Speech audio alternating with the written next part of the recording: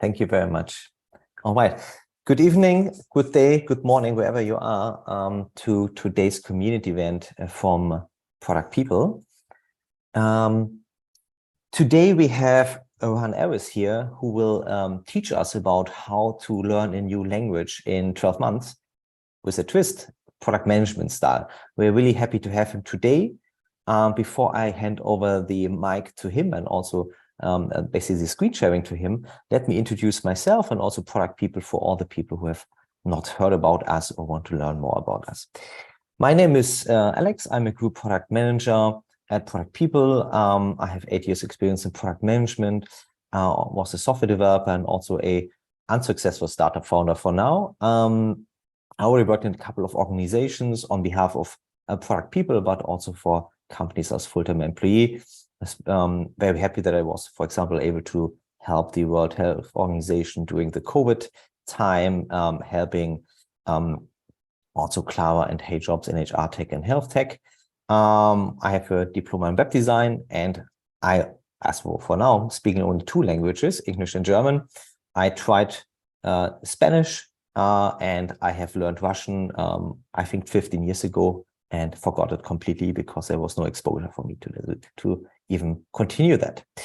This is me. I'm just part of a puzzle and a part of a bigger group of people, the Product People. We help companies discover and deliver great products faster. We also empower the product management community, which you are part of today here by joining, by sharing knowledge generously, and also doing the unglamorous work as a product manager, product ops, or even product leader on an interim basis. Our slogan, and we take it very seriously, we onboard fast, align teams, and deliver outcomes quickly. At the moment, we are 40 in-house product managers, and we are acting as interims, as said. And we are 19,000 product management community members. I think even 19,200 at the moment. And our goal is to get to 20K by the end of the year. And I'm really sure we can do it. If you know someone who is not part of the community yet, please share us. Very happy to get more followers and to reach our goal. As part of our regular community events, we always have questions. And the people here on Zoom will get these questions in a pop-up. For all the others out there on YouTube and Twitch, please comment just the answers there. I will see the answers here and will also respond to that. The questions for today, really to the topic of learning a language.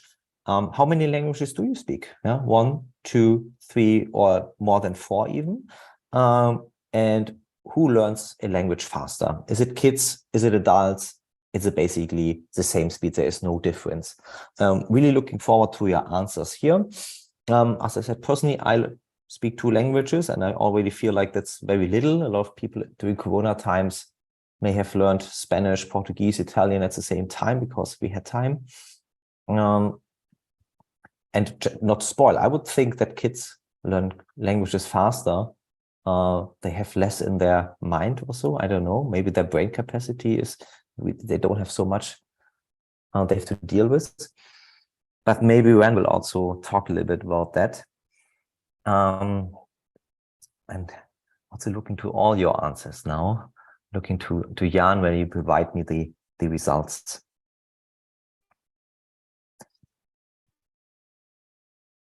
While we are waiting, I'm taking the chance of drinking water because drinking water is important. And we have the answers.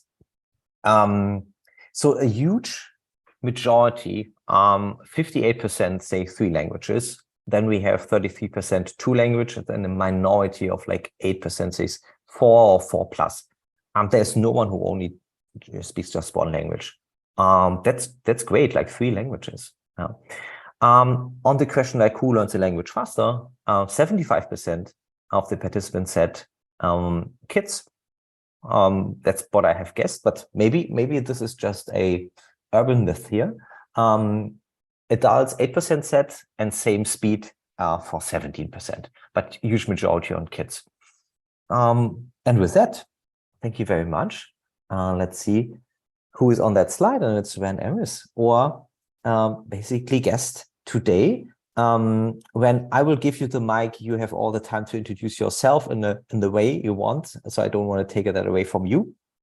So if you want to take over screen sharing and unmute yourself, thanks again for joining today. And we are happy to witness your presentation and your teaching today. Thank you. Thank you very much, Alex. And it's a real pleasure to be here. I'm going to share my screen just now. And before I introduce myself and tell you a little bit about me, I want to start off with a question. People in Zoom can write in the Zoom, people on YouTube can write on YouTube. And let's start with the first question for today, which is, what does this number mean to you? So people can write in the chat, what do you think this number means?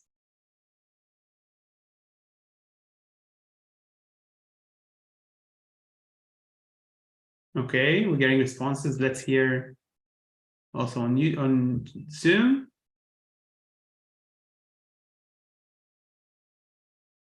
Okay, so that's amazing. Number of words used daily in a language. Interesting.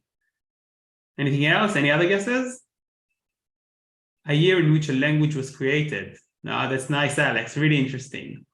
So these are all close, but actually 575 is the number of hours it takes to reach fluency for an English speaker in languages like French, Spanish, Portuguese, and Italian. This is a number found by the Foreign Services Institute of the United States, who is training diplomats around the world to speak their language. We're talking about 575 hours of intensive coursework, sitting in a classroom, learning language from morning to night. And since I see on the poll that like everyone here learns more than one language, and speak more than one language, we all know as product managers that it's not that simple. What if you want to learn a language as a product manager, but 575, just you don't have that time? 575 hours is a lot of time. And I thought, okay, I don't have that time. I have a very busy product management career. I have 2 kids. I have a lot of things to do around and basically just life. But then I had an insight which really changed the way I look at language learning forever. And this is what I'm going to share with you. So we are going to talk about how do we learn a language in 12 months? If this is something that you want to do and you want to be able to speak in a new language, this session is for you to really give you practical tools into how we do it and how I did it. And just a little bit about me. So my name is Ran Erez. I'm a product lead at Monday.com, and I've been doing product management for about 8 years. And for those of you who don't know what is Monday.com, so Monday.com is a world leader in work management software. We help organizations in any size from small to huge to manage their work. If we look at organizations today, 60% of the time is being wasted about work, which means meetings, emails, syncs, and anything that you can think of that is not the direct work you do. What we enable our customers is to cut through the noise and enable them to just get the work done without all the noise around. And that's my day job. On my day job, I am a product manager and I am building the mobile app from Android, iOS, also iPad. And apart from that, I also have a night job. My night job is managing a community of 16,000 members called Becoming Product Managers. This is the second largest Israeli product management group. And we are helping talented individuals land their first product management position and succeed on the first year on the job. So obviously quite busy. I do a lot of product management, both B2C and B2B that have the experience. I do a lot of mentoring for junior product managers to help them get their first position, help them with product interviews. And like the majority of you guys, I ask why 100% of the time. So why are we talking today? Why languages? We are going to cover in this very short lecture how it all started in my personal story. And then I'm going to share with you why I think that learning a language is just like building a new product. And then we are going to zoom in into 5 practical tools to get you started today. So right now, after this talk, you can start with your new language. But it all started with books. The first thing that happened was, as all us product managers, we read a lot. And for me, 3 books really changed my life and changed how I view learning forever. And the first book is a really well-known book called Atomic Habits by James Clear, where he talks about how small and consistent actions can create a habit and can really change your life. And that book really broke down how do we build a habit of learning. Then I took Ultra Learning, which is the book by Scott Young. If you know him, he's the guy who did the computer science MIT challenge in 1 year. So this guy learned the entire computer science program of MIT in just 1 year. And he speaks about how you can take any project of learning and put it on steroids and make it faster, leaner, with 10 techniques that I found invaluable. And then I understood, okay, these are like good books about learning, but then magic happened and I fell into this book, okay? The name of the book is Fluent in 3 Months, How Anyone at Any Age Can Learn to Speak Any Language from Anywhere in the World by Benny Lewis. And I was shocked by the title. I said, no way, that cannot be possible. And like a good product manager, I always like to put a question mark at the end of sentences. So can we really learn to speak any language anywhere in the world? I was not living in any country other than Israel. And I said, okay, this is completely outrageous. But like we all do as product managers, we experiment. And I decided that if I want to actually check out what this guy is talking about, I have to do an experiment and to see whether I can actually learn any language. I didn't know if I could do it. I decided to do an experiment like a product manager. And I chose French. I chose to learn French. Why did I choose to learn French? There are a million languages around the world that I could have learned: German, Portuguese, Spanish, any other language. And I've chosen French for 2 specific reasons. I had 2 motivations. The first motivations was external. I had 0 knowledge of French. I did not know a word in French. Well, maybe for bon appetit, that's it. I just knew that. And I said, okay, that's completely new. I don't know any word in French. And I also had an internal motivation.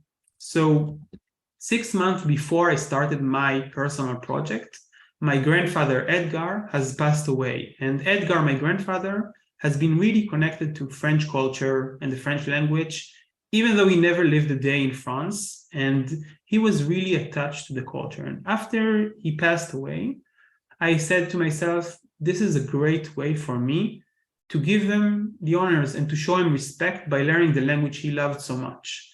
So I had 2 strong motivations: one external, 0 knowledge; one internal, I was ready to prove to my grandpa that I can do it.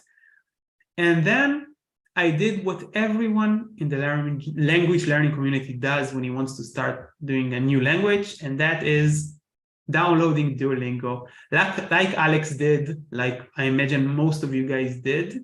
I downloaded Duolingo, and yes, sure, in the book by Benny Lewis, he talks about different methods. None of them include necessarily Duolingo, but I just downloaded it because it was the easiest thing to do. I said, okay, I want to learn a language. I Googled language learning, found Duolingo, and within a few hours, I was translating "the cat is eating pizza" in French, and I was feeling like I know it.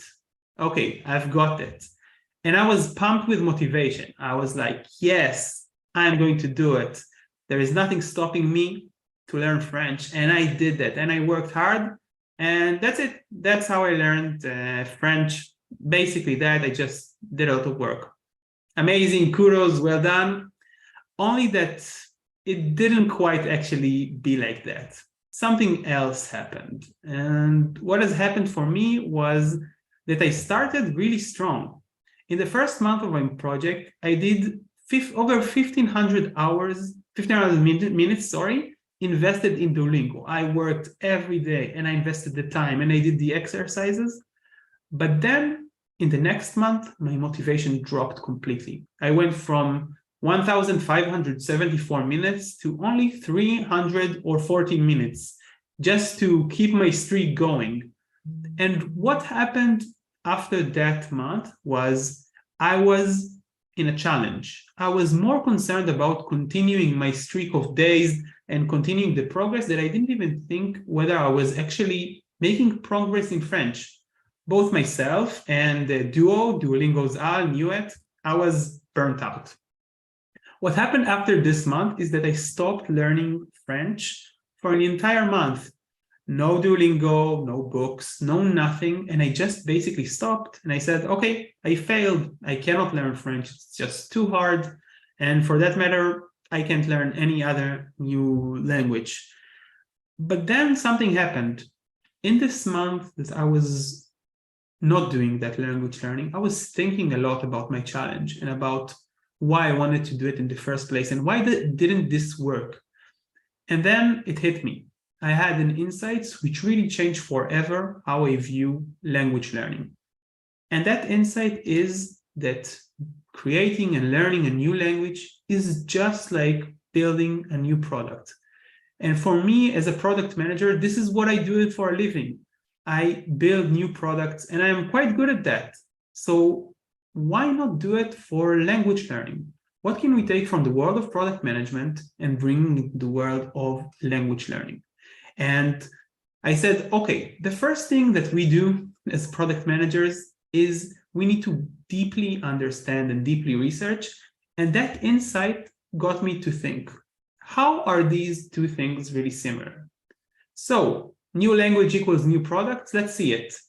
We all know the build, measure, learn loop, right? We build something, we test it, we learn something about our users, and we rinse and repeat. The faster we go through this circle and the more times we do it, the better our product become. And actually, this is really pretty much the same thing for language learning. So we build a phrase, we measure the comprehension on the other side. How does the person we are talking to understands us? And then we learn what's missing. And the faster we go through this loop and the more times we do that loop, the better our speaking abilities become. And I did the research. I tried to understand, okay, what does really language learning has to do? What do we really need to do? And then I found out two really interesting things. The first thing is that transfer learning doesn't work. What is transfer learning? So transfer learning is the trying to learn to do task A and then performing it on task B. Let's give you an example. Task A, solving Duolingo challenges. Task B, speaking to a real French person. These are two different things completely. So moving from one task to another with the aspiration of actually learning just doesn't work. And we have all sat there in class in our English studies, and we have translated words, and we've pulled all the grammar things, and we did the structures, and it just never translated into our ability to speak. So that's the first thing that I learned. Transfer learning just doesn't work.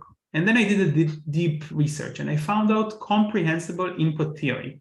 This is a theory developed by Stephen Krashen, one of the world's most renowned linguists. And he found out something really interesting about how we all acquire language as kids and as adults. And he says something very basic. If you want to acquire language, you need to listen and see content that is really interesting to you on your personal level, something that you find really interesting and that you understand between 70 and 80% of what is spoken. So he looks at three ranges. Let's see, I'm like really into personal finance and I watch a video on personal finance in French. If I understand between 0 and 70% of what is said, I have the feeling that I will never understand it. The gaps are too big. If it's above 80%, I'm okay, that's too easy, and I'm not progressing as fast as I can. But the real sweet spot is between 70 and 80%. If you can get to find content that is interesting for you, really interesting, and you understand between 70 and 80%, that's the sweet spot, and you need to hear and watch as much as you can, even passively. Now, there are a lot of methods for doing it when you start out. So you can always start with the subtitles and then turn them off. Just get yourself to that 70 or 80%. or you can start off with children movies and books, or even things that you've already seen in English. What's key here is that you understand 70 to 80% and do what's necessary to bring you to that level. This is how we progress fast. And that's really interesting, because if I understood that I can find and do 70 to 80% sweet spot, I'm going gold. That's going to work. And then I said, okay, this is all the learning knowledge that I have. Let's take some tools from the world of product management.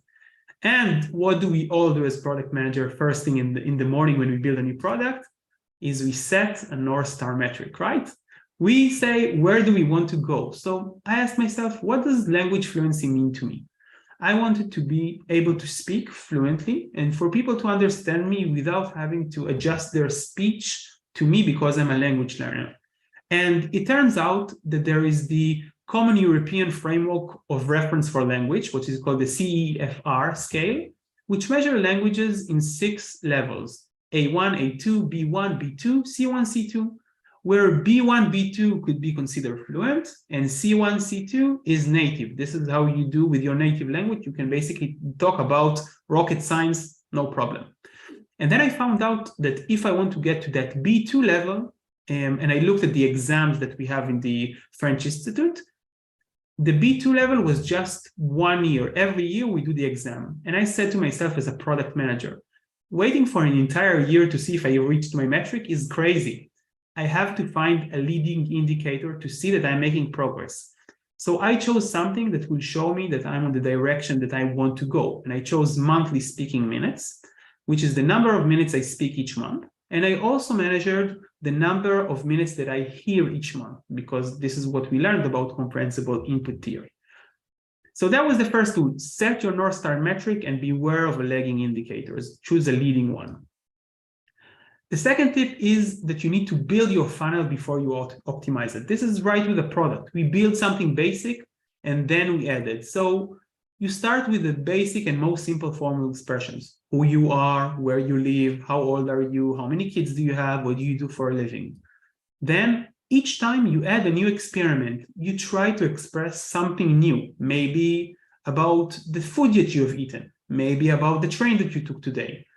And you can also use 30-day mini missions to boost performance. So look at your funnel. You're saying a few phrases.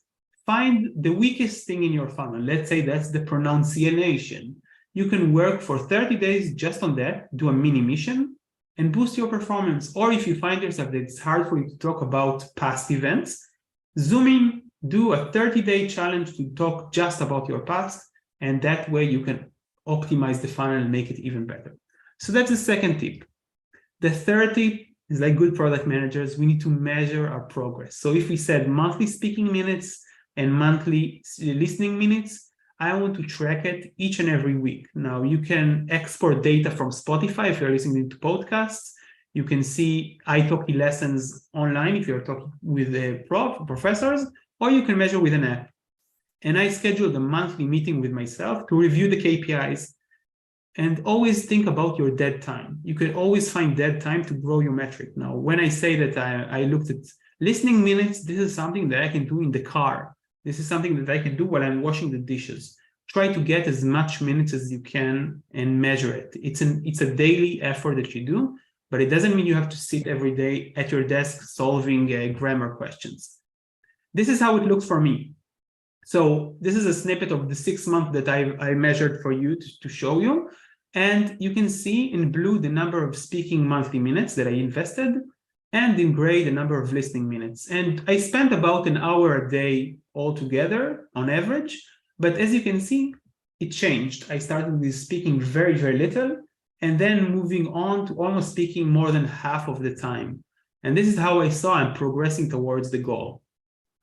The fourth tip that I want to share with you is to prioritize outcomes over output. What is an output and what is an outcome? So an output is something that I did. For example, I memorized the 1,000 most frequent words in French. This is an output because at the end of it, you only have 1,000 words in your mind. It's not something that changed in the real world. As opposed to outcome, it's an impact I made on the real world, something that really changed. So try to pick up the phone in French, subscribe to a French magazine via phone, and give your credit card in French. That's tangible. And if you miss it, you're not going to get the journal. And if you get it, you're actually getting a newspaper that you hold in your hand in French. So think about outcomes. What are the outcomes in the language learning that I'm doing, and not about the output? It's the same thing as, did I build a feature, or did this feature move the metric? The same thing, just with languages. And the fifth and final tip is celebrate your failures and successes. For me, failing in languages is a sign that you're doing something good. It means that you left your comfort zone and you are making it larger. Leaving the comfort zone is uncomfortable. Making mistakes is uncomfortable because you're moving away from the basic thing you know.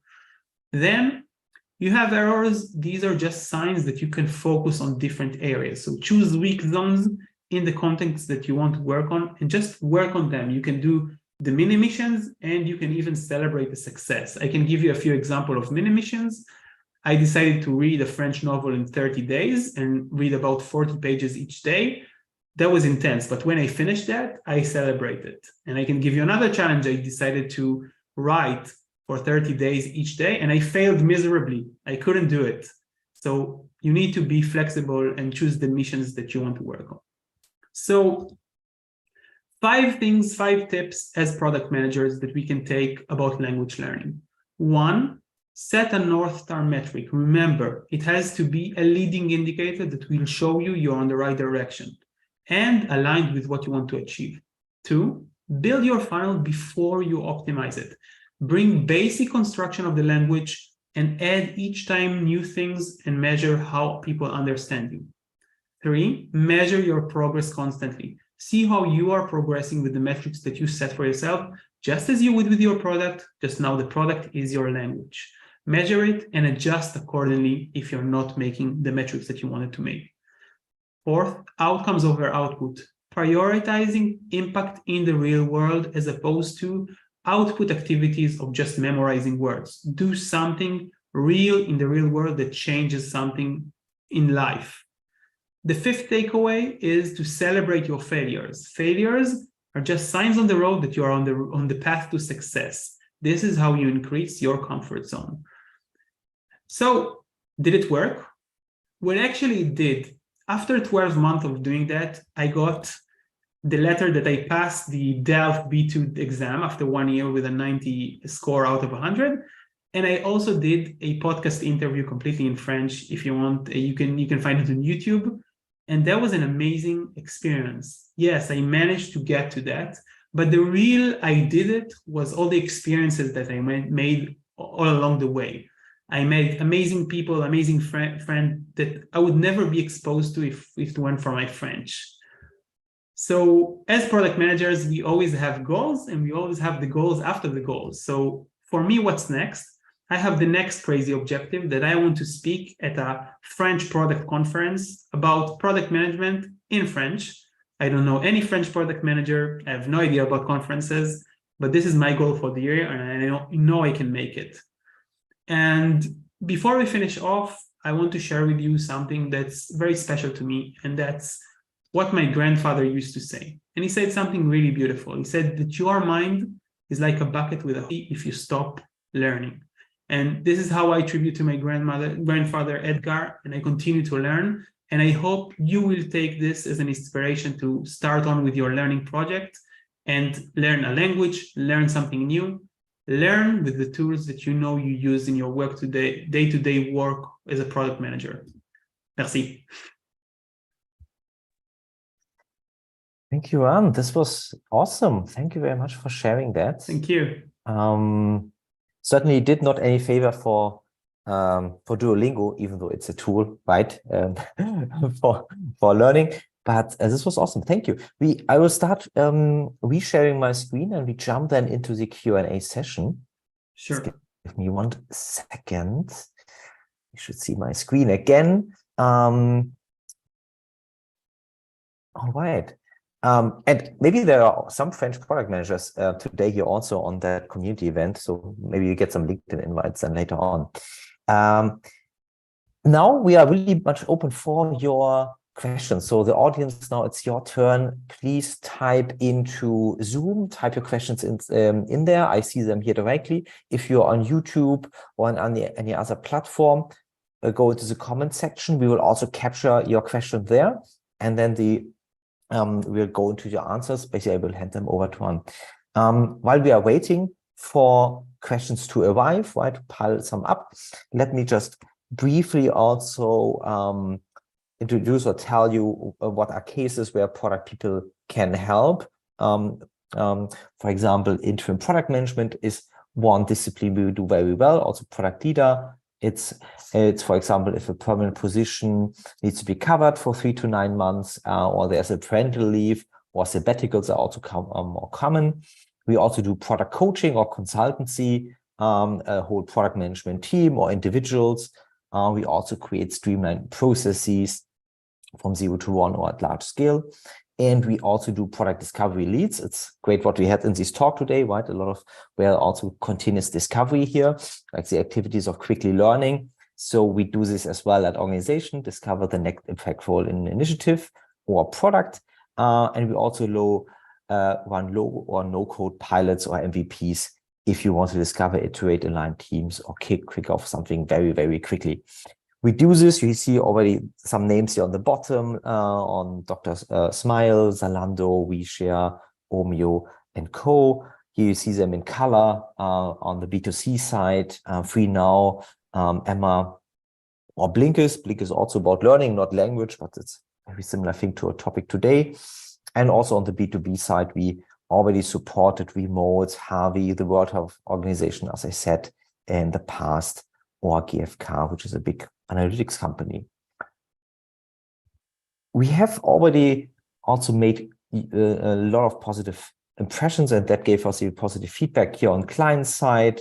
That also shows that we are embodied on the organizations. We are not just seen as outsiders, as consultants who come in, show a PowerPoint presentation and then leave. No, we are really doing the hands-on work, and therefore we get also the positive feedback from individual team members. And what I'm really proud of some stats and numbers we are having, the majority of our product managers is female. We are, as I said, very diverse group here. We also have basically 71% client retention, so clients who rebook us when they see the need. That shows really our success here. And always said in the beginning, we have 40 people in-house at the moment.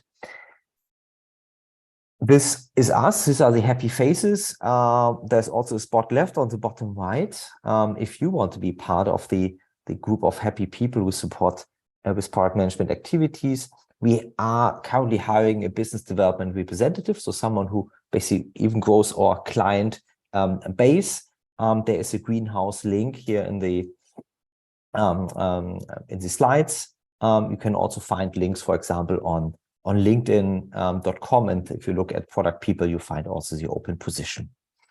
Yeah, and with that, I'm happy now to go really much into the Q&A part, and I'm seeing questions already piling up.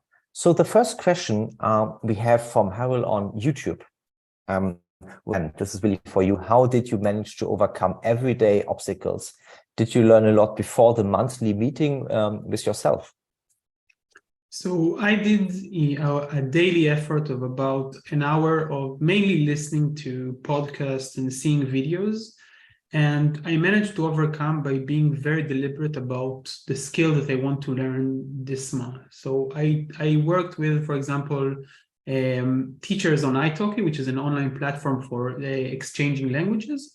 And I understood at the beginning I had a real problem, like I said, to speak about my past. So I did a lot of focus about listening to history podcast about how people used to describe past events. And I also did that in conversations with my teacher. I said, I just want to speak about my past. Let's talk about my past. And hearing the corrections over and over was really helpful. Also, one thing that I did with the really challenging things is I tried to record myself and then re-listen to it a few times. That really helped me to solidify what I was trying to say. Oh, wow. Especially the last part, like recording yourself and listening to it. This is hard. Like for example, I'm I have anxiety listening to my own voice, to be honest. Me too. But Me too. But it gets better. yeah, awesome. On top of that question, Gabriel from also on YouTube had the question like, how did you in the end then learn French, right? Did you use Duolingo or other tools besides the one you already mentioned? So the main tools that I used the first year was listening to a lot of content and using Netflix and YouTube. There are amazing channels, for example, Easy French, or there are podcasts for learners of any stage. There's tons of free content, and I mainly used video and audio content to supplement it with about 60 hours of conversations with teachers on italki. It's about $10 an hour to invest in it. And I did these conversations, which really helped me like to pinpoint the challenges that I need to do. Awesome. Thank you very much. The next question is from Stacy here in Zoom. And the benefit of people here in Zoom is they can unmute yourself if they want to and ask this question directly, because maybe there's a follow-up question then from you. Stacy, do you want to go ahead? Sure, Alex, happy to unmute myself. Ran, a question for you. In this exercise where really you're the only user, we often talk in product about user research biases. Was wondering in this case where you are the only user, if you still found that you had any biases that you had to be really cognizant of when you were analyzing your own results or data in the process. So I think, first of all, yes, there's always biases. And one bias that I really had, it was not with the data, because I'm essentially the only user, and that's okay because I'm learning for myself. But what I did find is that I have the overconfidence bias. I was thinking that I was speaking much, much better than I was actually doing. And it only, like, I unbiased myself by directly speaking to people. And then I found out that, like, I was making no sense at all. So like biases form when you are not meeting with the outside world. That's the same thing as product managers. And once I met with that outside world, I could see, okay, I have a lot more to learn. It's not just like passively listening and mumbling and it would all work. So yeah, I had that overconfidence bias, but I managed to break it once I spoke with the outside world. Great, thank you. Thank you.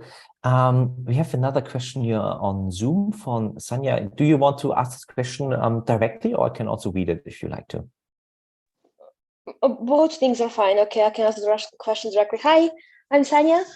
Erez, I just wanted to ask you, how did you find the motivation to study a new language? Because I recently moved to Switzerland, and I'm forcing myself more or less to study a language every day. And you know, I'm just pushing so much to be on some good level to can have a normal conversation with all of my colleagues on their mother language. And sometimes I think as more as I'm pushing myself, I have the less and less motivation, and the learning is going really bad. So how do you find that internal motivation in a daily level? That's a great question. And I think motivation breaks into a few things. So you have to have that initial why. Why do you want to learn? Now, in your case, it's amazing because you have a real tangible why. You want to speak with your colleagues. And if you won't be able to learn the language, that would really hamper your relationship with others. So it's super critical. You have a really strong why.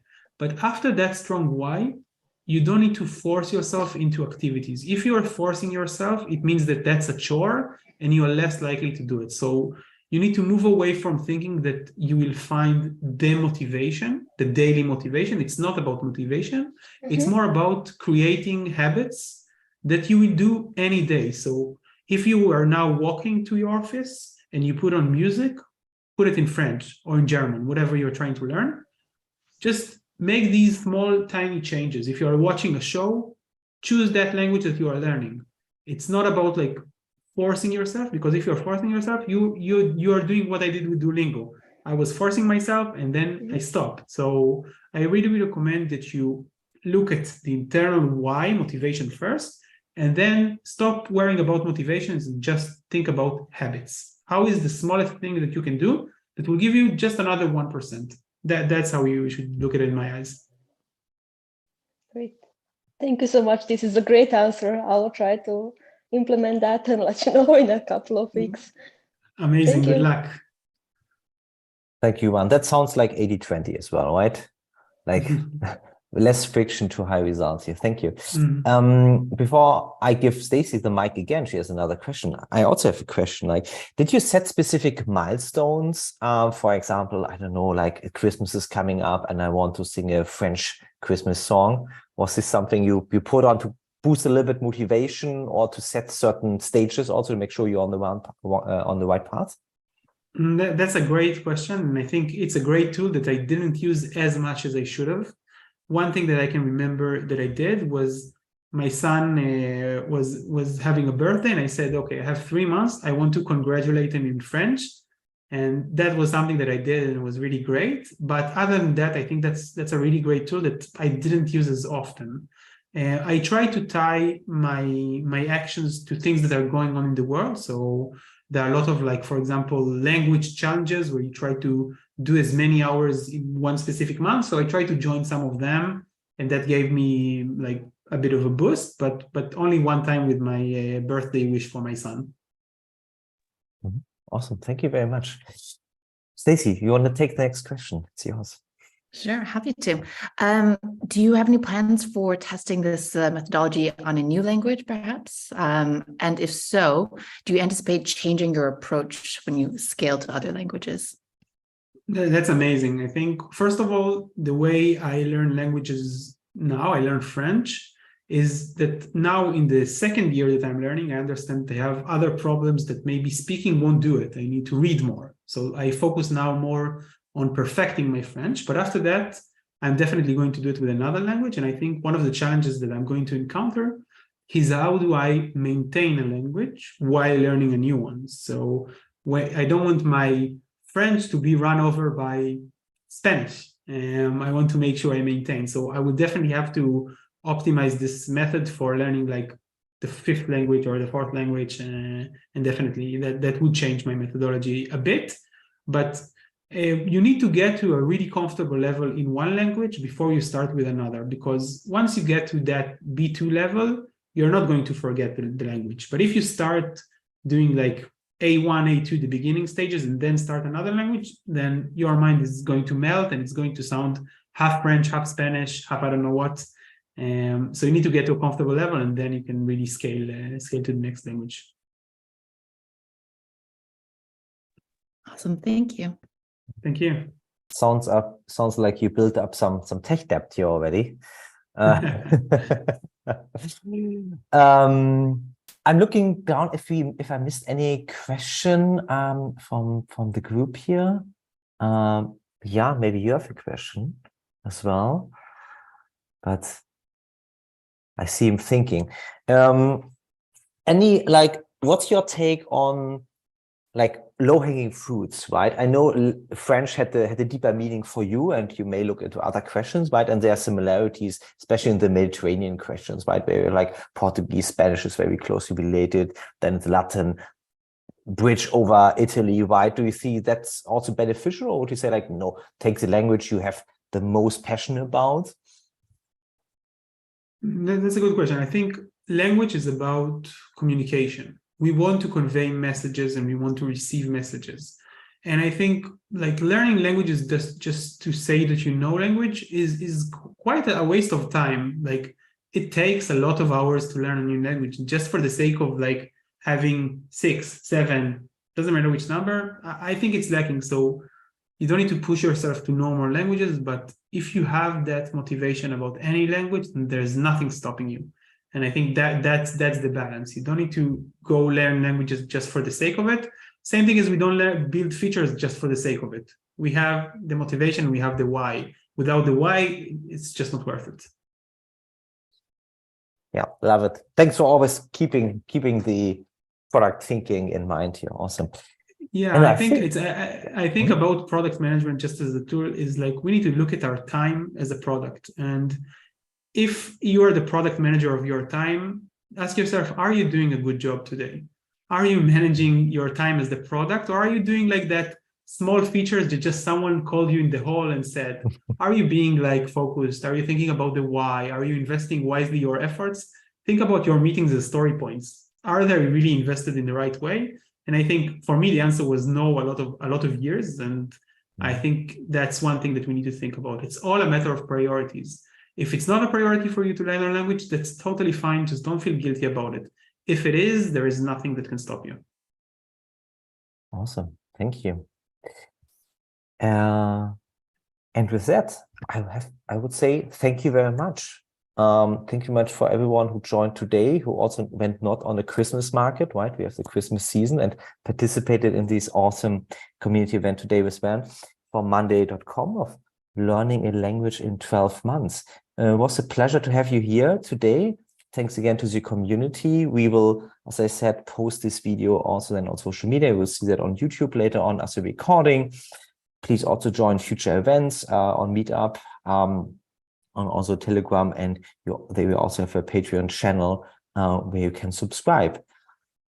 And then I would love to see you again in a week or so in the next community event. Thank you very much. Well, please